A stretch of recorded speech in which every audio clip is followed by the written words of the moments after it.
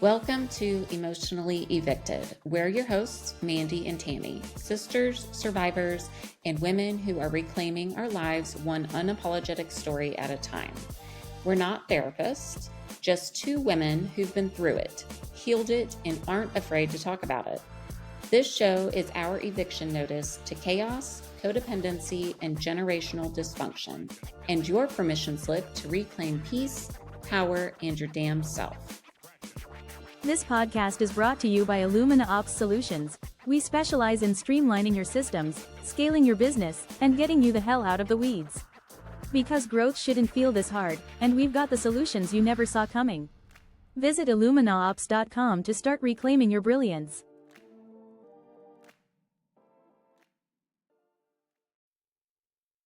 Hi, welcome back to Emotionally Evicted.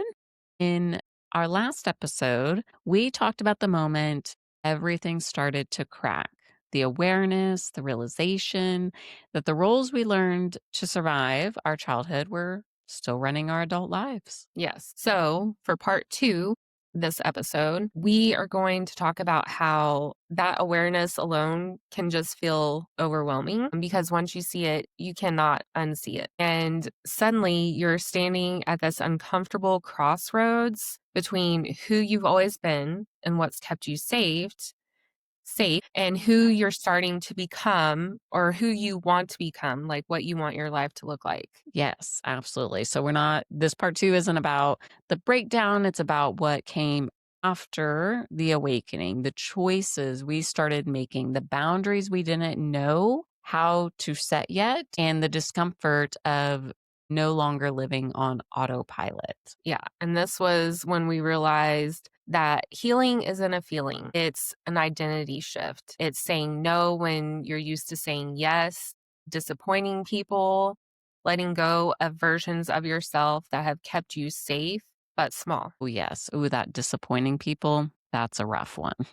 and all of this is very messy. And like I said in the last episode, it is not linear at all. It is deeply uncomfortable at times, but it's also where everything starts to change for the better. And it gets so good when things start to change. Yeah, it does. So we're going to talk about who we became after we stopped surviving, how our lives started to look different, and why this work, this space, this podcast, our mission was born from that transformation. Yes. This is part 2 of our turning point, the part where healing stopped being an idea and started becoming a way of life. And it truly is a way of life. Yes, you have to make it your way of life. We like to call this identity shift the holy shit, I'm changing era.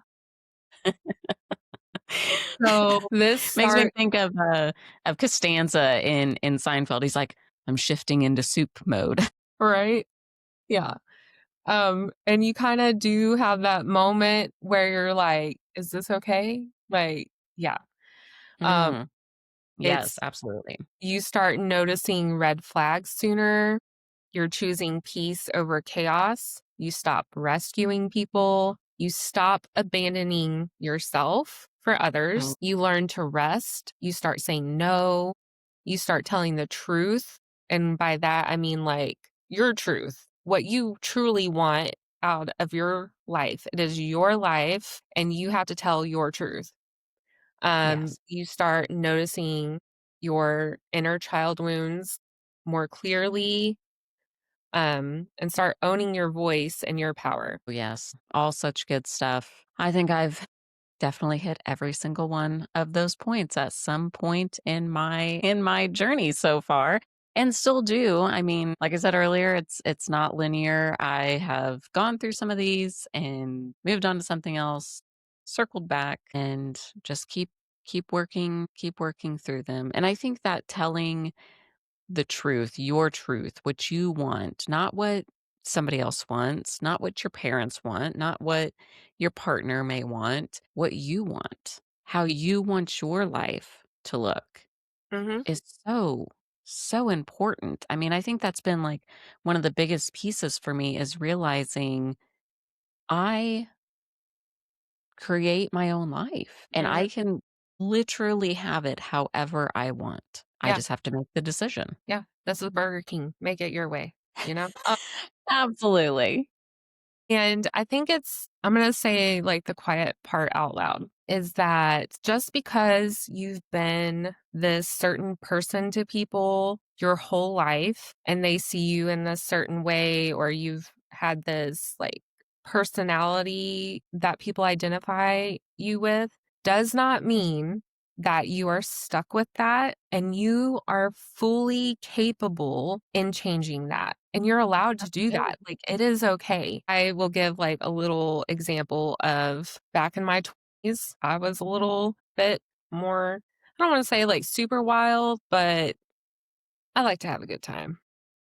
And I She mean, I did. still do, but you know, I have a friend and she totally means well. She'll be like, "Hey, you remember," like she'll bring up some times when I'm like, "Oh, like very cringy shit that I did during these wilder times." And maybe for her, it's more like trying to reminisce about how fun and great I used to be because, like, now I'm pretty fucking boring. Like, I chill at home, I'm down with my plants. Like, that's a good time for me. Going to Lowe's or Home Depot and shopping the clearance plants section with a good coffee, better than any night at the club, hands down. Okay. But Wild Saturday night, folks. you know, like she'll reminisce about some shit that I did. And, you know, maybe that's her trying to like reconnect with who I used to be. But, you know, I'm not that person anymore. And that's okay. Like, I'm not the wild, crazy one in group settings. I'm more reserved and quiet, just kind of taking everything in, just more aware of myself and how I don't need to people please people and make them laugh and happy. They need to do that for themselves. So that's just like a little example of A, how you don't have to be who you've been all your life or how people identify you. And B, like, it's okay that you do that. Like, you can change, and you will have people who try to maybe bring up your old self, how you used to maybe handle past situations or deal with things, and that could be a trigger.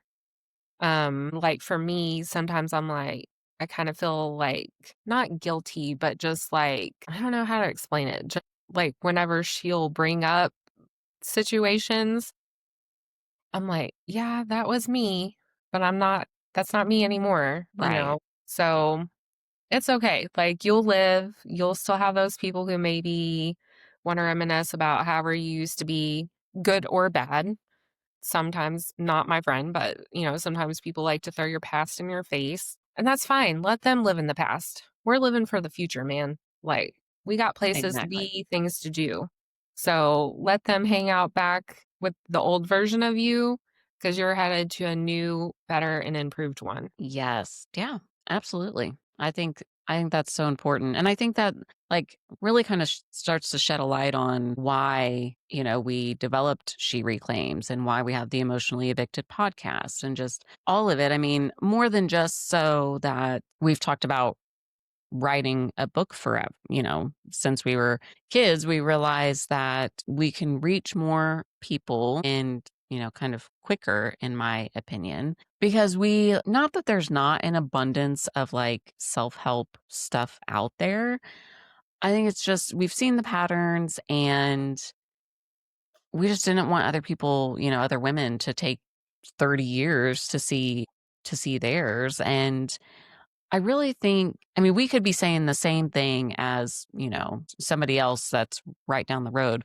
But I think it all comes down to like the experience of somebody. Like maybe the way that we say it is different than the way that they say it. Or maybe you just find us hilarious because we are and you resonate with us more and that helps you on your healing journey. And so that's really why we chose to launch this and bring our story to the world so that you could hear how we're doing it, what we're doing, the how we started recognizing all the craziness in our life. Yeah. Well, I think also just like seeing somebody going through it in real time versus reading a book where someone's almost preaching at you. Like Yes. they've got it all figured out. And this is the plan that they're giving you. No, like we're working on it and we're gonna make missteps, hands down. But that's like part of this. Like you learn from mistakes. So just being able to see and connect in real time, like where we're at in our journeys, I think is huge. And it just makes it more people are able to connect more with that versus having someone on a podcast who claims to have everything figured out and given you the 12-step program. Like, we're not here for that. Not at all. We're like just we're just like recognizing like this is so new. Like we're just recently having recognized where we've been our whole lives and identifying that we needed to make changes. And so, yeah, this is happening in real time, people. We are not here preaching at you, not giving out 12-step programs. This is almost like a reality show so you can watch and like, well, we'll see how that works out for you, bitch.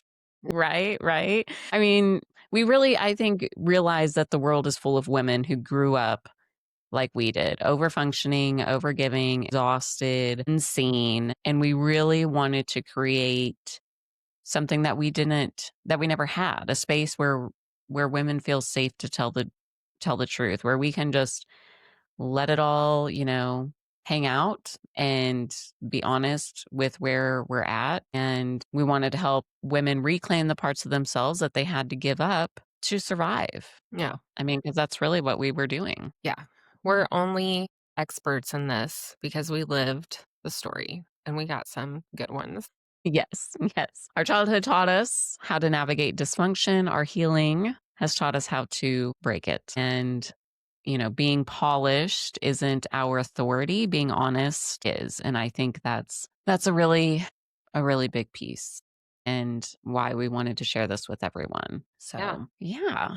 And our bond, I guess you could say. Listen, we did not always get along. No, Not at I all. recall several of the times chasing each other around with knives or something to come at each other with. I don't know about knives, but I know we definitely chased each other around the house trying to, Beat each other up or yeah, I don't even know what for. Probably some stupid bullshit, yeah. but And more so just like, I mean, as kids, obviously, like there was the normal like, that's my little sister, don't want to deal with her kind of thing. But I mean, I feel like as adults too, like just kind of trying to figure out like ourselves and all of that and our lives. And I mean, I just remember there being times of us not talking. And then it's like when we both got on this healing journey. it was kind of just like weird how it just we started talking more on the phone. Yeah. And not that we were, like, disconnected for years or anything. We've always done check-ins and talked, but it just Right. started like, "Oh, hey, I've been doing this." And then, you'd be like, "Oh, yeah," like, we started just opening up more about us, recognizing things and the different things we were doing to work on ourselves. And I think we realized, like, we're both doing this at the same time, Yeah. and we would kinda go back and forth, you know, like, getting ideas from each other and, like, really, because it does make a huge difference when you're saying shit out loud, Hmm. especially to somebody else. You're like, "Well, that's stupid that I did that." Saying it out loud and getting feedback, um, from a safe place, that's important. That's, like, a huge asterisk. From a Yeah. safe space is huge, and I think we both just like, the light bulb went off of, like, we need to share this and share Yeah.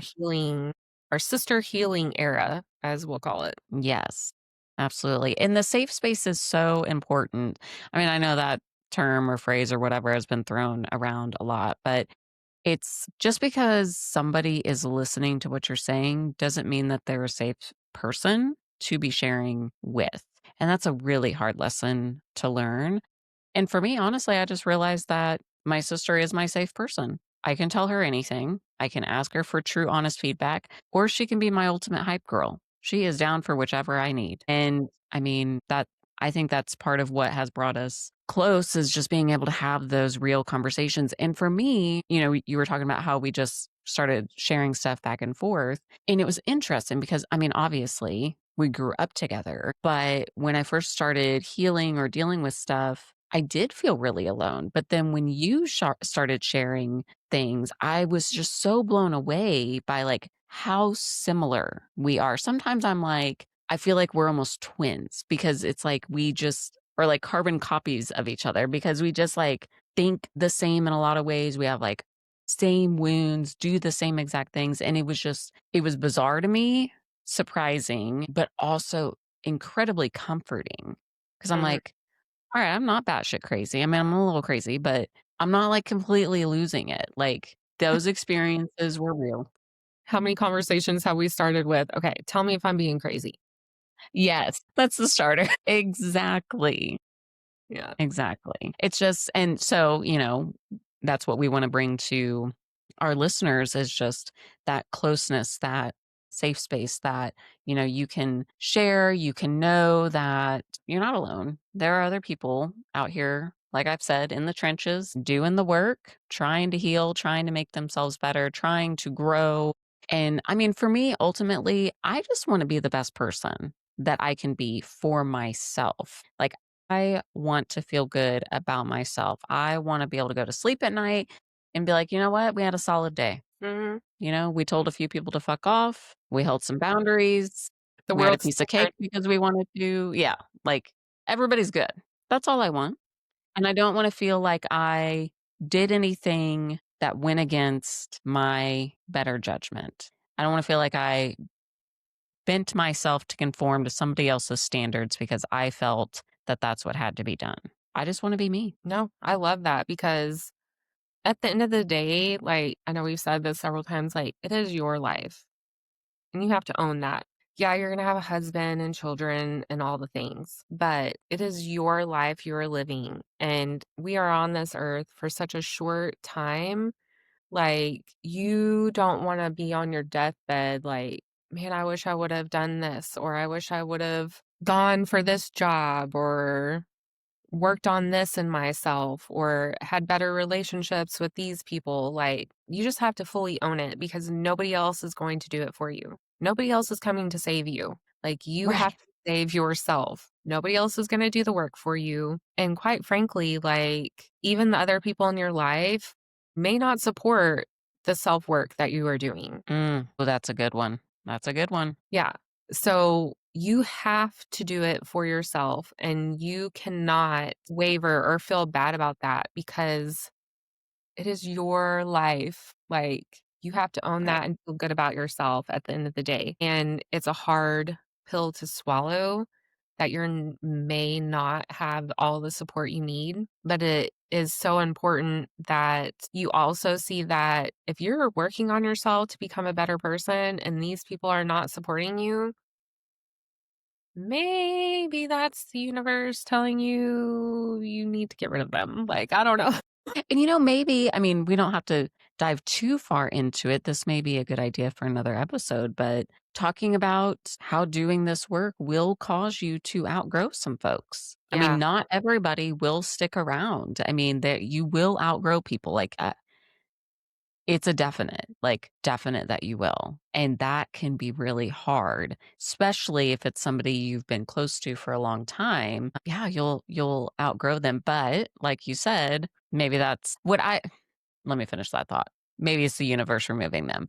Here's my thought. This is what I've come up with in terms of people judging others. I try very hard to not judge other people since I started thinking of judging in this way. So, me being on my healing journey, I'm doing my thing, I'm setting boundaries, I'm saying no, I'm, doing my thing. And so I feel like when somebody gets upset about a boundary or when somebody's like, Mandy and her healing journey, to me, it's like they're projecting onto me their inability to do the work. Yeah. They're judging because they're jealous that they don't have what it takes to do this work. They haven't reached the point of being like, I'm tired of myself and I want to be better. Emotionally immature. Yes. And so I try to not judge, or if I feel like judgments are coming up from myself about somebody else, I really try to sit there and think, like, what is this telling me about myself? There's obviously something within myself that I need to reflect on. Sometimes I'm good about that, and other times I just let it come out.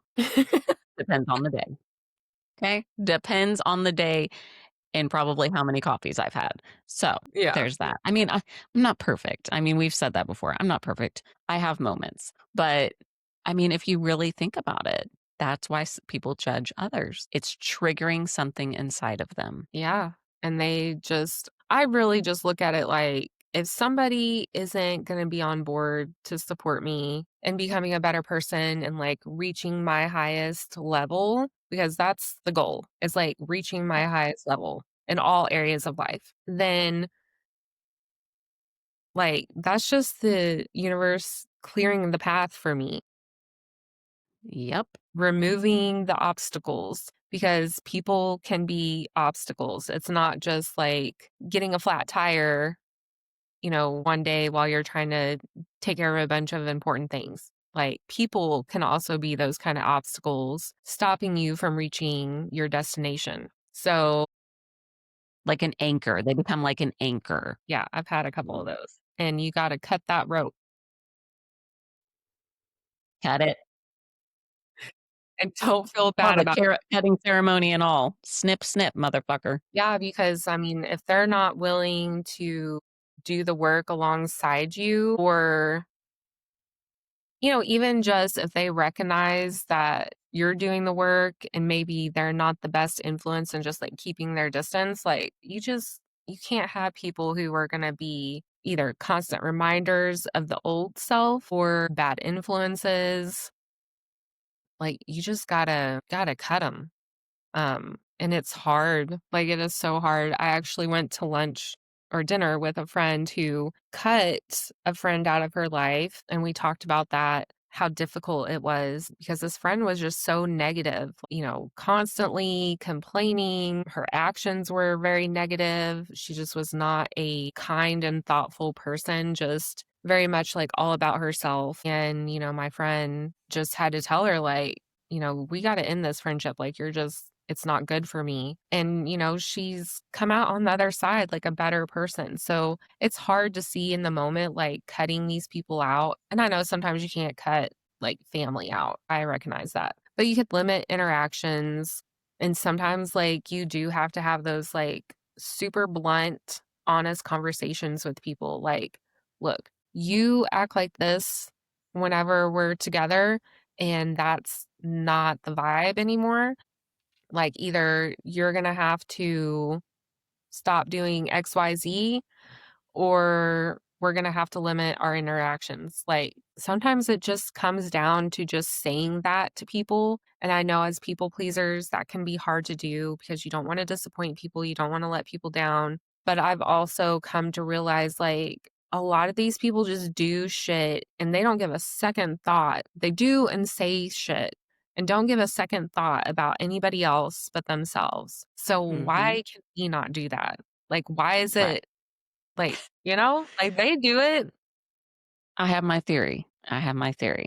Okay, what's your It's the theory? golden rule, which was, I think, pounded into our heads growing up. I really thought that the golden rule was going to play a bigger part in everybody's life rather than only in mine. I Yeah. really did. Just like I thought I was going to be on fire more than I have actually ever been on fire, because we learned some stop, drop, roll. Like, that was hammered in, and I've never been on fire, but I'm prepared. So I mean, the golden rule, do unto others as you'd have them do to you. The people of this world are not living by that. And No. that has been so hard. Not that I want to abandon that theory completely, because I truly do want to continue living by that for myself. Like, I want to treat others as I want to be treated, and that's what I do. But not people pleasing. I've also coupled it with who is it? Mel Robbins' theory, let them theory. Let them do what they want to do so you can see what they'd rather do. That's a big one. Yeah. Definitely being more selective in who gets that kindness. Yes. And it's not a bad thing. Like, I think that's what you almost have to drill into your head is like, you can still be a kind person. You just have to be more selective into who gets that and how much of it they get. Because if not, you're just hurting yourself. And, you know, like this conversation I had with my friend. So the friend that she cut out had a child the same age as my friend. And, this child was just like this, I'll call her the evil friend, didn't give a fuck about anybody, just was hateful and rude to my friend's child, and my friend who's just like me. Because I've noticed, with my own daughter, like if someone's rude, I'm like, oh, well, just, try to be nice to them, ignore them or whatever, because we have been pounded in that do unto others as you would want done to you, and like my friend shared, like, I was trying to encourage my child to be kind to this other child who did not deserve it. And she's like, I feel so guilty and so bad because, that was hurting my child and their, own self worth and confidence, which I totally get. And it like Yeah. really made me sit back and think, like, damn, like me doing that, not only is affecting me, but like if I don't want to say forcing that on my child, but like you're just trying to raise good humans. So I'm not trying to throw any Right. shade on anybody.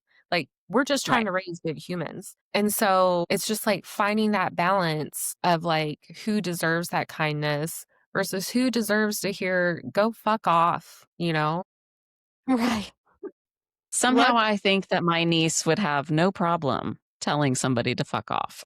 so that was gonna be my next point is luckily my daughter, and I even said this to her I'm like, if I'm ever telling you to like be nice to somebody or like be a certain way and like deep in your soul, like you don't think this person is good or you feel a certain way, like it's okay that you feel that because I'm working on myself, Right. and Kenzie will straight up tell me like, Mom, you're too nice to people. Like, you're too nice. Like, she calls me out on it, and she has no problem, like, if she's not feeling somebody or, like, she thinks that they're not it, like, she side eyes with no problem, and yeah, she has no problem telling people where to stick it, and I love that because I feel like, she's working on finding that balance of, like, who deserves her kindness versus who really does not. Right. So, yeah, it's hard, but so important because I never really put a whole lot of thought into, like, how that really affects our kids. Yeah. That's such a good point. It makes me think of my son. We were talking, I think, in the last episode about when it came to work and how like and I remember this from my corporate days. I still find myself struggling with this sometimes. Like something will come in or it's almost like you feel some sort of allegiance to your job. Like, got to bow down and make sure everything's good and blah blah blah. Now, I mean towards the end of my corporate era, I wasn't asking for vacation days. I was letting them know I was not going to be there, so they better fucking figure it out. Like, sorry about you. I ain't going to be here. Yeah. So, but I mean, I remember early on in corporate and prior to my being over corporate, like just like I said, feeling that allegiance, like, oh my gosh, I got to run everything by them. I got to make sure everything's okay. And it's interesting because my son needed to go in late one day for something and he's like it was the next day that he needed to be going in late and he's like, "Yeah, I'm just going to tell him this afternoon." And I was like, "My god."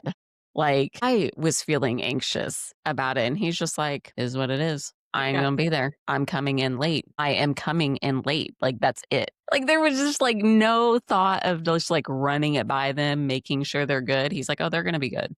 They'll be fine." I was like, "They will be fine. Yes, Good for they him. will I be mean, you fine." have to stand up for yourself. Right. You know, and it's so hard to do, but, like, yeah, you gotta take care of yourself and do what you gotta do and not worry about everybody else because I'm sure the manager was like, "Oh, okay, we'll figure it out," and everything was fine, like, Right. they'll figure Right. it out, and a lot of times, I've learned, like, when we've been like, "Is that okay?" Like, that's when they guilt you more and they Yes. recognize, like, Oh, that she they weak. Yeah. This bitch weak. So, yeah, you just have to, like, stand firm, and I think a lot of people can totally sympathize, like, with that's hard to be Yeah. like, "I'm not doing this," or, "I can't come into work tomorrow," or whatever it is. Yeah, that's Yeah. And you know what's interesting? So, like, being respectful to others and like respecting your elders and other adults and yada yada, like all of that, I feel like was so ingrained to us, which isn't a bad thing.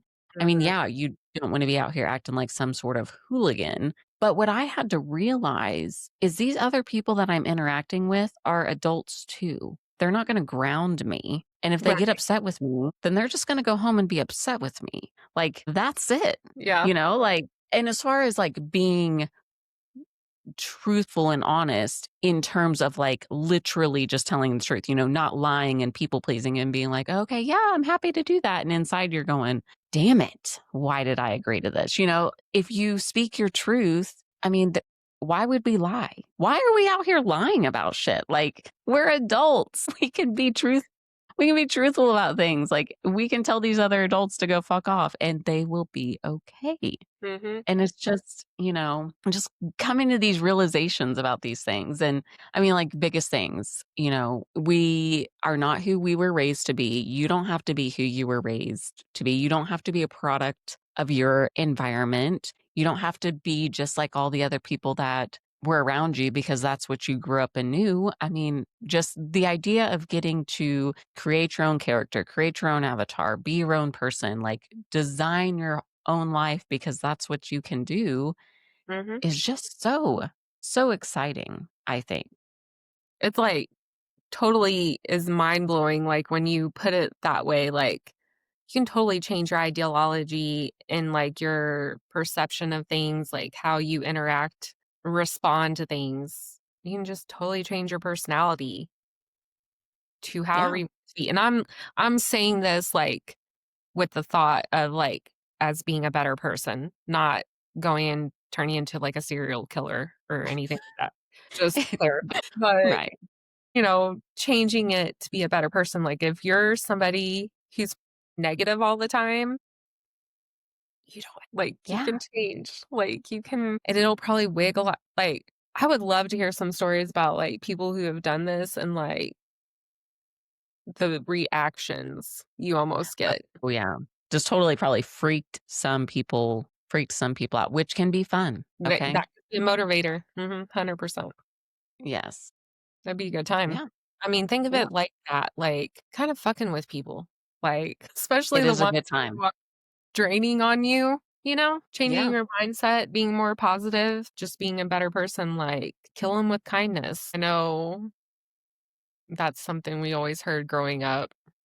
Sometimes they don't die, but Right, right. And here's the story. This just came to me. It feels relatable to me. Maybe some other people won't resonate with it. I don't know. But talking about, being different and freaking people out and getting to choose to do different things differently. So I feel like even though like my healing journey, I feel like officially started like 6 years ago, I think I've been coming up on it for a long time because like when I got divorced from my son's dad, I was, I don't know, 23, 24.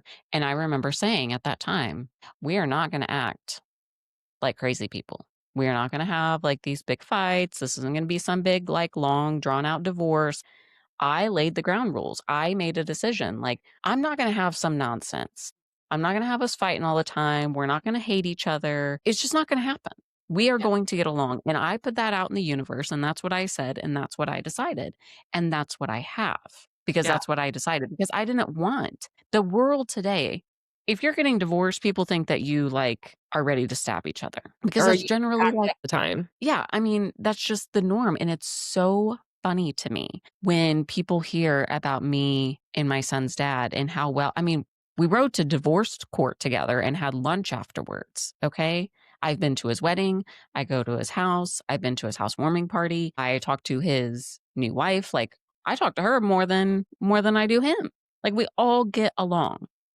Okay. We've been on family trips together. And it's so funny how mad people get that we get along so well, which drives me further to do it more. Yeah. So I'm like, Oh, people really? feel some type of way about it for sure. Like, why would you want adults to be acting all angry and upset with each other, which greater affects the kids? I mean, that's just dumb. And so it felt so empowering, to just be able to decide that in my life. And that's what we did. And like that's what I feel like you can do with yourself. You can just up and decide, this is who I'm gonna be, and Mhm. just go and be it. And if people feel some type of way, let them. They'll Yeah. be fine. You don't have to feel bad for them and you don't have to feel guilty. Full stop. Like, that's their emotion to own, not you. Which leads us back to the you don't have to fix other people's problems. No, you don't have to rearrange your life, personality, actions, all that for other people to fix whatever they're feeling or their Mhm. problems. Like Mandy said, they're a lot of times grown as adults who have the either ability to change whatever the situation is or improve it, whatever the case is. They are capable of making the changes. It's whether they want to or not. A lot of times, I feel like that's not on you. Yeah. You have to pour that energy into your own life to make it better. And either people are going to be still riding on the same train as you when you get to the end, or they're going to fall off. And if they fall off, that's less weight. Like, let them. You don't Yeah. want dragging you down. Exactly. So, you Exactly. can't fix everybody. Why the hell would you? Why would you want to? That's what I need to start asking myself. Why the hell do you want to fix this damn person? Yeah. Especially when they ain't trying to fix you. No, they're not doing any. Yeah, that is such a good point because a lot of times, if you really take a step back, they are not doing a damn thing to help you on your self healing improvement journey. Oh, most of the time, they're just trying to be negative. Mhm. Exactly. Exactly. It's so hard to like say these things out loud. And then I know everybody right now listening is like having people pop in your head. We don't tell me you're not. You got people popping in your head. You're like, I need to get rid of that motherfucker for sure. Like they are Right. negative or, just not on the same level. And yeah, it's hard to do. But if you want to get to your highest level in life, highest self, whatever, however you want to phrase that, like Yeah. sometimes you just got to clear that path. And that includes, Yeah. Yeah. I mean, it really has become not, I want to say like so clear, but like there's also still moments of muddy water, at least for myself, where I look back on these turning point moments, clarity, the heartbreak, the boundaries, the breakdowns. And I'm like, oh, it was all leading us here to have our podcast and in our business and be helping others and, you know, us bring us closer and us help each other. And I mean, like I said, has its moments of clarity, and then other times it's not so clear. But I just really feel like we're just doing what we were meant to do, helping others. feel so deep in my soul like this is what we were meant, like we both said like we felt like we were just meant for more, not just to like get lost in the masses. Like, not that I want like the spotlight or any of that. Gives me like anxiety. Sharing our story and helping people, like just being that light for people, I feel like is what has driven me personally, just wanting to help Yeah, and get our story yeah, out there.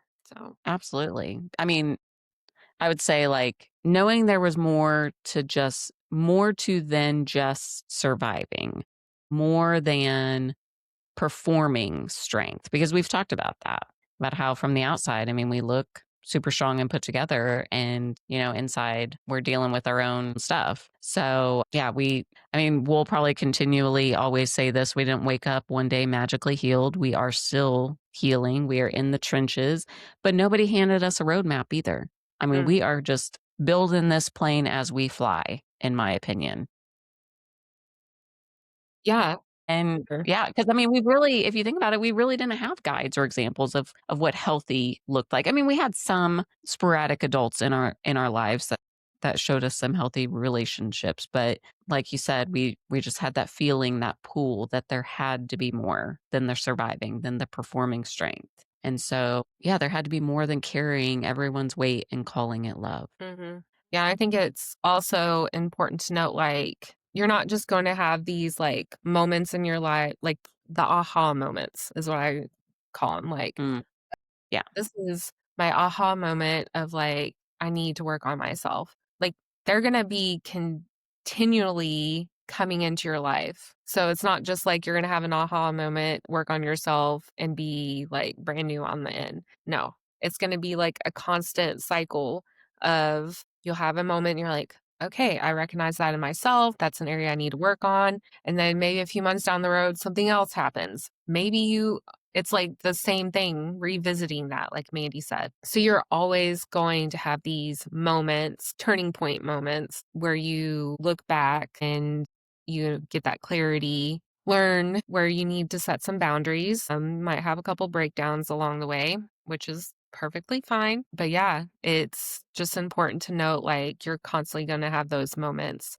And we are going to continue to have those moments. But for us, leading up to this, we just want to share kind of where we've been at in our journey and why this has led us to do this podcast. And then, share in real time how that's working out for us, I guess. Yeah, yeah.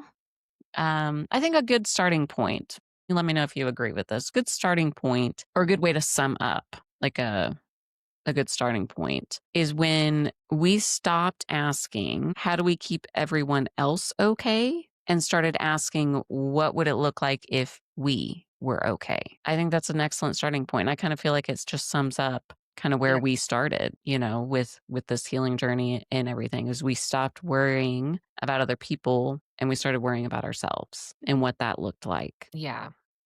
I'm like really letting that sink in a moment because, And I mean, like we both said, it hasn't been linear. It never will be linear. It hasn't been pretty. I mean, and it's not always conscious either. I mean, sometimes just, our subconscious takes off and does its own thing, but piece by piece, truth by truth, boundary by boundary, we have started becoming the women who didn't just survive their upbringing, but transformed because of it. I mean, we truly have. And that's why She Reclaims exists. That's why Emotionally Evicted exists, so that we can share all that with you. yeah. Because so many women have grown up just like we did, like we said, over functioning, over giving, under supported, praised for strength, punished for having needs.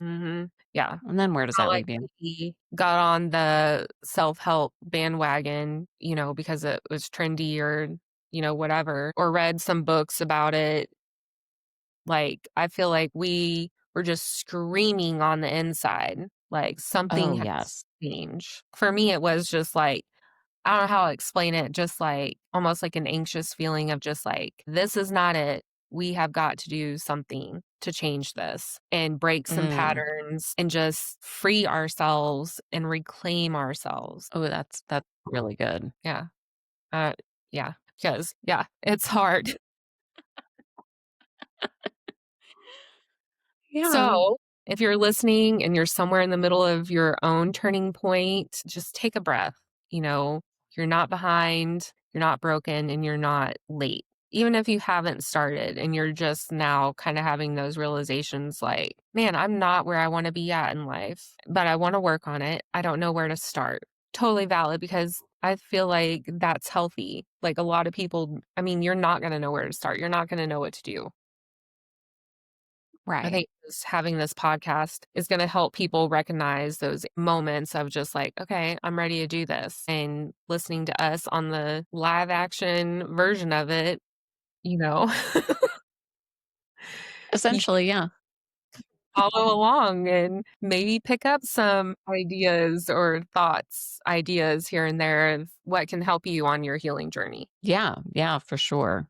For sure. And in our next episode or episodes, we're going to talk about the people pleasing, the patterns and the roles we carried into every relationship, every season of our lives, and how you can start breaking them too. It is going to be huge. I'm very excited for that topic because it's a huge thing for me. People pleasing, huge thing, something I Yeah. work on every single day. Very excited to talk about it and, you know, talk about how how I started recognizing it, how it's shaped various relationships in my life, how I still battle it today, all the things. Yeah. And it All affects the all, things. for me, it affects every area of my life, work, parenting, other relationships I have. Like, ugh, Oh, yeah. it's like a virus. So join us next week on our episode where we start talking about people pleasing. If this episode hit for you, or you feel like somebody else would benefit, like, share, comment, all the things, we appreciate you. Yep. Until We will next see time. you until next time. You've been listening to Emotionally Evicted. Thank you for being here. For more resources, stories, and ways to reclaim your life, head over to shereclaims.com and check out other episodes on emotionallyevicted.com or wherever you find your favorite podcasts.